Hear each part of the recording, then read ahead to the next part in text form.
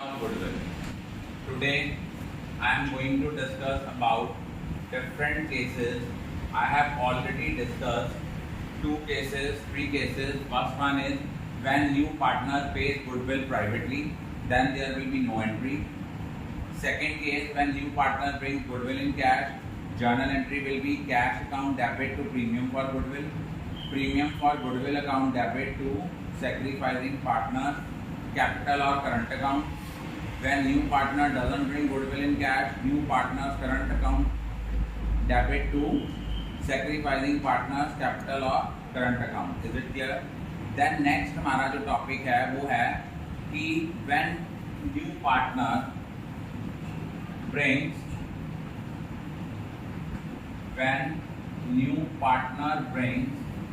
a part of his goodwill in cash, a part of his goodwill in cash. For example, A और B ये दो partners हैं, इनकी ratio है 3:2 की. उन्होंने एक नया पार्टनर एडमिट करना है C विद 1/5 शेयर. जब हमने 1/5 शेयर करना है, हम लोगों ने क्या करना है, उनकी जो गुडविल है वो सपोज है 24,000, बट वो 24,000 में से सिर्फ 16,000 कैश में लेके आया है, 8,000 कैश में नहीं लेके आया. तो जितनी वो कैश में लेके आया है उसकी एंट्री आएगी cash account debit to premium for goodwill account. वो आपकी है कैश में वो लेके आया है 16,000, तो 16,000 आपका कैश में आ जाएगा.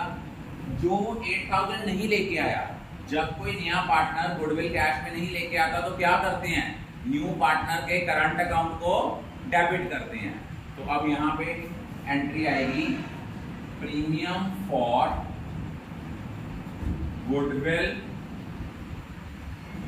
अकाउंट डेबिट 16,000 सीज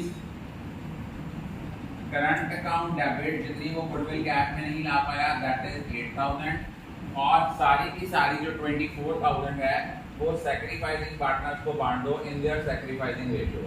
जब नए पार्टनर का फ्यूचर शेयर ऑफ प्रॉफिट दिया हो और नई रेशियो के बारे में कुछ ना कहा गया हो, then old ratio becomes the sacrificing ratio. तो एंट्री आएगी to A's capital to B's capital.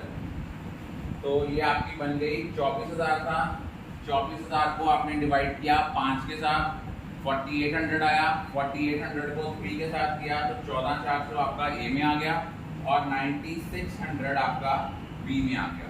दोबारा सुन लो, इस क्वेश्चन में क्या था, ए और बी दो पार्टनर्स थे, रेशियो थी 3:2 में. सी एक नया पार्टनर आया विद 1/5 शेयर, उसकी गुडविल लेके आनी थी उसने 24,000, लेकिन कैश में लेके आया सिर्फ 16,000. तो पहली एंट्री आई cash account debit to premium for goodwill 16,000. फिर एंट्री आई premium for goodwill account debit 16,000. जितनी गुडविल वो कैश में नहीं ला पाया उतने के साथ किसको डेबिट करेंगे, न्यू पार्टनर के करंट अकाउंट को, और उसको सैक्रिफाइसिंग पार्टनर्स में बांटेंगे इन देयर सैक्रिफाइसिंग रेशियो. अगर नए पार्टनर का फ्यूचर शेयर ऑफ प्रॉफिट दिया है और न्यू रेशियो के बारे में कुछ नहीं कहा गया, तो most probably old ratio will become the sacrificing ratio. 24,000 का 3/5 और 2/5 की रेशियो में हमने इसको डिस्ट्रीब्यूट कर दिया.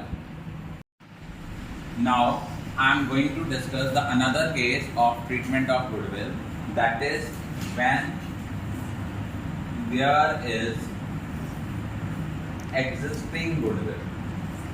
अब आपने एक चीज याद रखनी है, अगर कोई गुडविल ऑलरेडी एग्जिस्ट कर रही है, एक चीज याद रखना, पुरानी चीजों पे सिर्फ पुराने पार्टनर जो हैं they are entitled to share. It means अगर कोई goodwill already books of accounts में स्टैंड कर रही है, गुडविल हमारा एसेट है और जितने एसेट्स होते हैं इनका बैलेंस डेबिट होता है. इसके इफेक्ट को खत्म करने के लिए हम इसको क्रेडिट करेंगे और पार्टनर्स की कैपिटल को डेबिट करेंगे. तो एंट्री क्या होगी, इसकी एंट्री होगी old partners capital account debit to goodwill account in old ratio, लेकिन अमाउंट कौन सी होगी, with the amount of firm goodwill, जितनी फॉर्म की गुडविल है उस अमाउंट के साथ ये एंट्री आएगी। एंट्री क्या होगी, old partners capital account debit to goodwill account. Clear हो गया, किस रेशो में, ओल्ड रेशो। तो जब भी कोई पुरानी गुडविल एग्जिस्ट करती है बुक्स ऑफ अकाउंट्स में, उनके लिए सिर्फ और सिर्फ ओल्ड पार्टनर्स जो हैं उसके लिए एंटाइटल्ड हैं। तो ओल्ड पार्टनर्स में हम उसको राइट ऑफ करेंगे in their old profit sharing ratio. अभी तक हमारे 4 केसेस हुए हैं।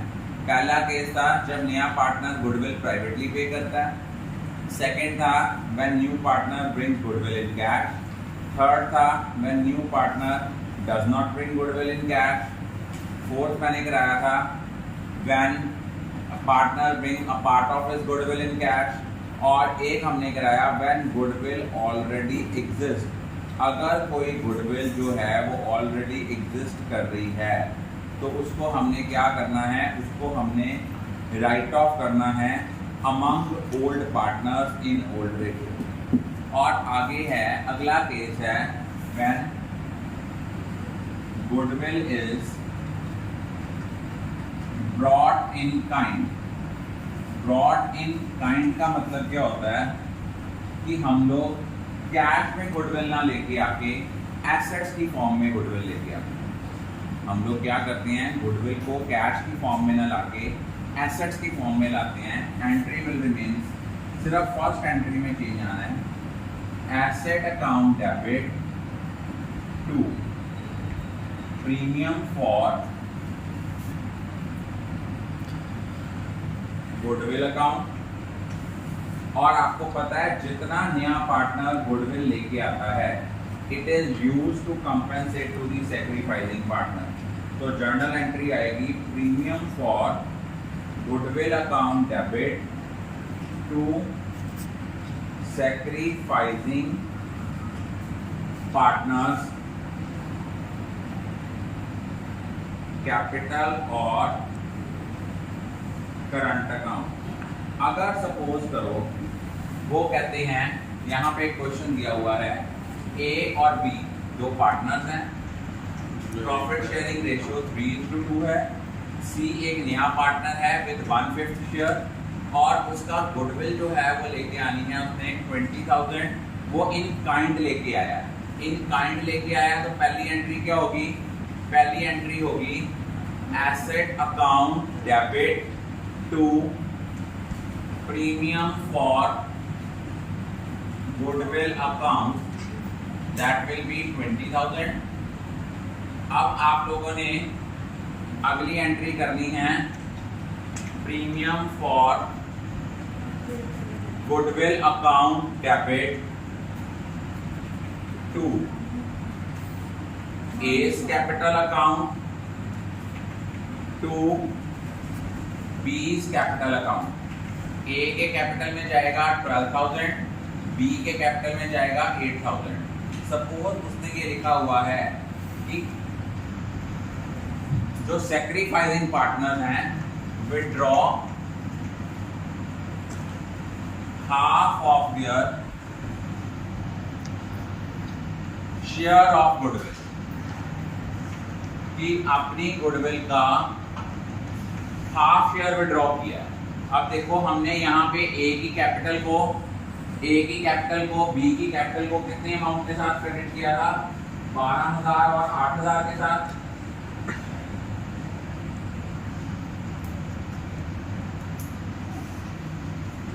अगर वो उसको विड्रॉ करेंगे तो विड्रॉ करने में एंट्री क्या आएगी, as capital account debit 20 capital account debit